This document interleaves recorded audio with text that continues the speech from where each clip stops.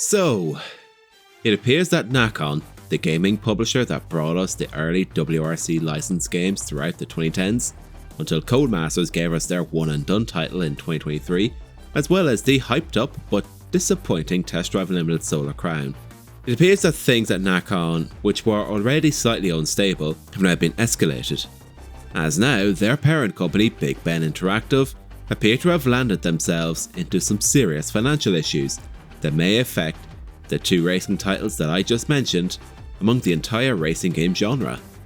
So in today's video, I'll be going through the current issues that Big Ben Interactive is having and how this might trickle down into Test Drive Unlimited Solar Crown among their other racing titles.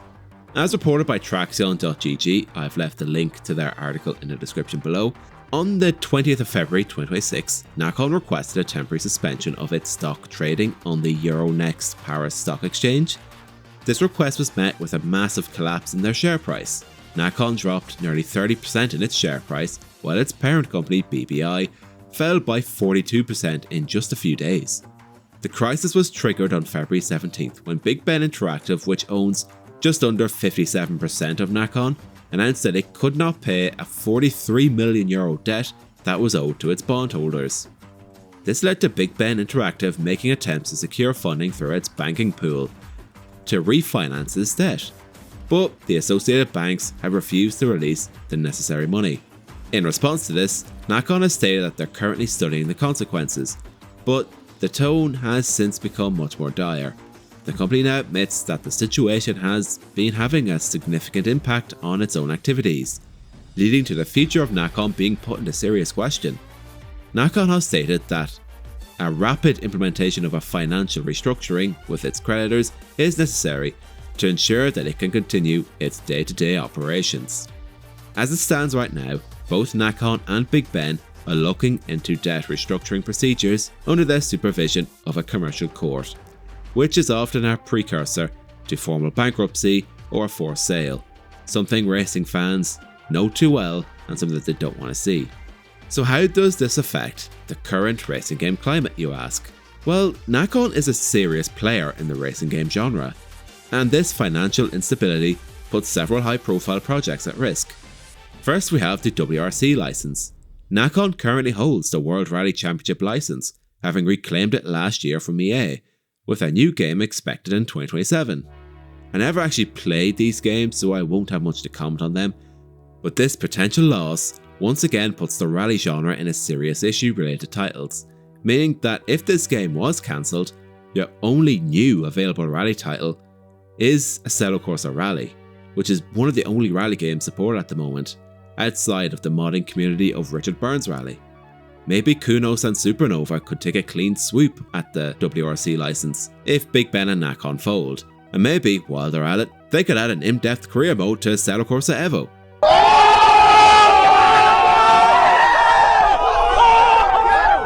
Another title is Rennsport, which is currently going through a rough start in life. This sim is a game that Nacon recently published. Rennsport and its future support could be seriously affected by the publisher's restructuring, which is definitely not what the sim needs right now after the issues and criticisms that plagued it at launch.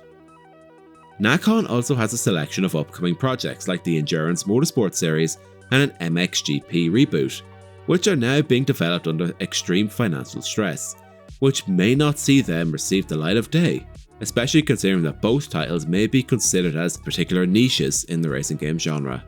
And finally, the biggest loser here may be Test Drive Unlimited Solar Crown, a game that was slowly but surely going through its redemption arc. The long-term support for this live service title is now under a cloud of uncertainty, a cloud that almost everyone saw coming when it was announced that this would be an online-only game. This was a very highly anticipated racing game title as well, but it was met with criticism due to optimization, missing fan-favourite features, awful economy, and of course the absence of houses and motorbikes, which has left a bitter taste in the mouths of die-hard Test Drive Unlimited fans. However, I have to say in the last 18 months of this game's release, I am starting to see improvements and some good potential that I was hoping could be unlocked with more stable updates and addressing potential feedback from fans. But these new financial issues may put a stop to updates, and potentially even worse. While Nacon itself actually reported a profit in the previous fiscal year, it is now being dragged down due to the massive debt of its parent company.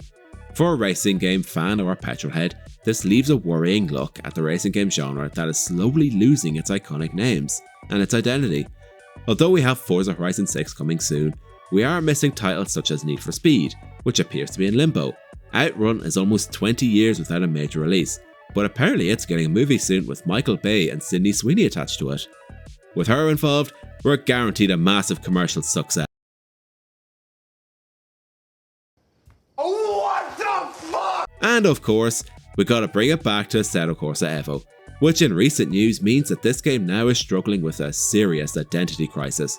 But to be fair, you'd rather that than an existential financial crisis. This unfortunate news has left Test Drive Limited Solar Crown's future very bleak. But hopefully, Nacon and Big Ben Interactive can pull through. So what do you think? For what feels like the 10th time I'm asking this, is Test Drive Unlimited Solar Crown, Nacon, and the entire racing game genre cooked? Let me know down in the comments below. And if you enjoyed the video, please remember to like, share and subscribe. I'd like to get to around 11,500 subscribers by the end of the year, so please consider subscribing for weekly uploads. And finally, thank you all so much for watching, hope to see you all very soon.